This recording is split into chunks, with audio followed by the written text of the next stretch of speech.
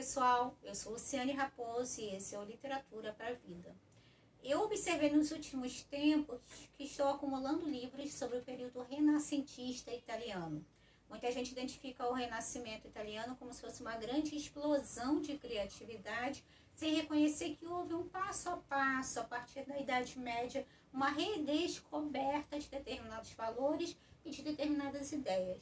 O Renascimento não é simplesmente uma explosão de criatividade ou de ideias, mas é uma redescoberta do classicismo, uma redescoberta da antiguidade, de valores e conceitos que aos poucos vão colocando o homem no centro do universo, digamos assim.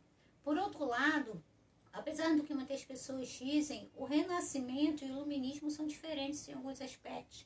O Renascimento ainda tem uma relação muito próxima com a igreja, com a religiosidade. E se formos perceber, pintores como Leonardo da Vinci, como Rafael, como Botticelli, eles pintavam muito relacionados à igreja.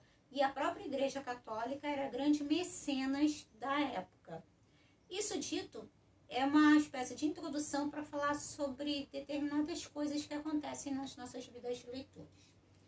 Há algum tempo atrás, eu comprei numa feira de livro A Conspiração contra os Médici, do Marcello Simonetta.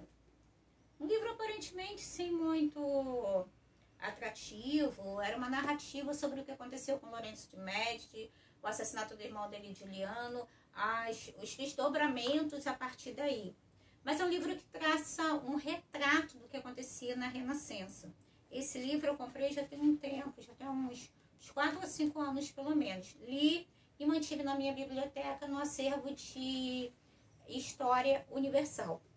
É um livro interessante, não é o autor dos mais conhecidos por aqui, mas ele tem inclusive ilustrações, pinturas e fala sobre personagens que nem sempre conhecemos.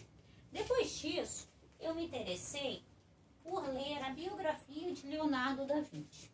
Leonardo da Vinci é aquele tipo de pessoa que nunca te vi, sempre te amei. Nem todas as pessoas conhecem realmente a história de Leonardo, conhecem como ele vivia, de onde ele veio e o fato de que Leonardo era um grande procrastinador. É isso mesmo. Dizem que ele completou apenas 12 obras ao longo de sua vida.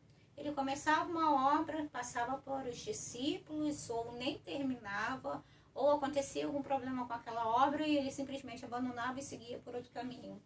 Leonardo é chamado também nos dias de hoje pluriapto, uma pessoa que tem interesse e que se encaixa em muitos aspectos, mas que ao mesmo tempo, se não tomar cuidado, o pluriapto ele não vai se encaixar em nada em definitivo e não vai desenvolver uma carreira. Então, Leonardo era cientista, Leonardo era engenheiro, Leonardo era pintor, Leonardo não gostava muito de escultura, mas chegou a desenvolver um projeto de um grande cavalo. Isso tudo é contado aqui em detalhes. Então, Walter Isaacson, considerado um dos grandes biógrafos da atualidade, escreveu essa biografia do Leonardo. Se vocês forem perceber, ela está toda marcadinha, porque é um livro que traça não só um retrato sobre o homem Leonardo da Vinci, que foi tão adotado pela mídia, adotado pela publicidade, adotado pelo século XX e mesmo o século XXI em termos de propaganda, mas que nós não conhecemos tanto assim.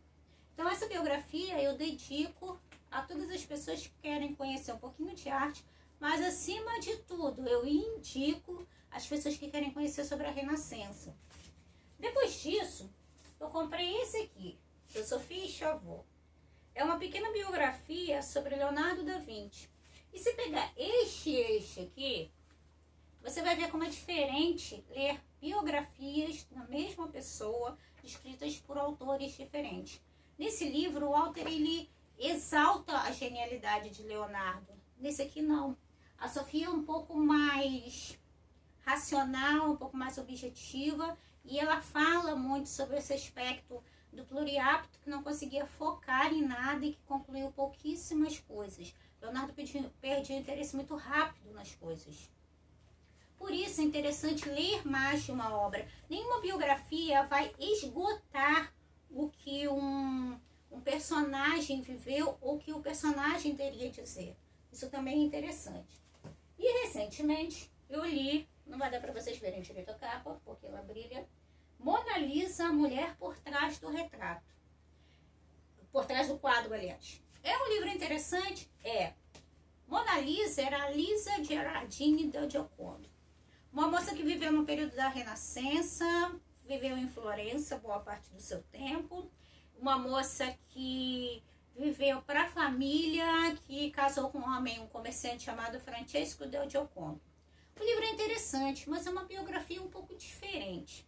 Quando eu comecei a ler, eu tinha a sensação de que estava lendo um livro de viagens à Itália, porque a autora vai alternando os trechos nos capítulos, contando como ela encontrou tal documento, como ela visitou fulano que deu uma ideia, Beltrano que indicou uma outra ideia, Cicrano que tem relação com a família Gherardini.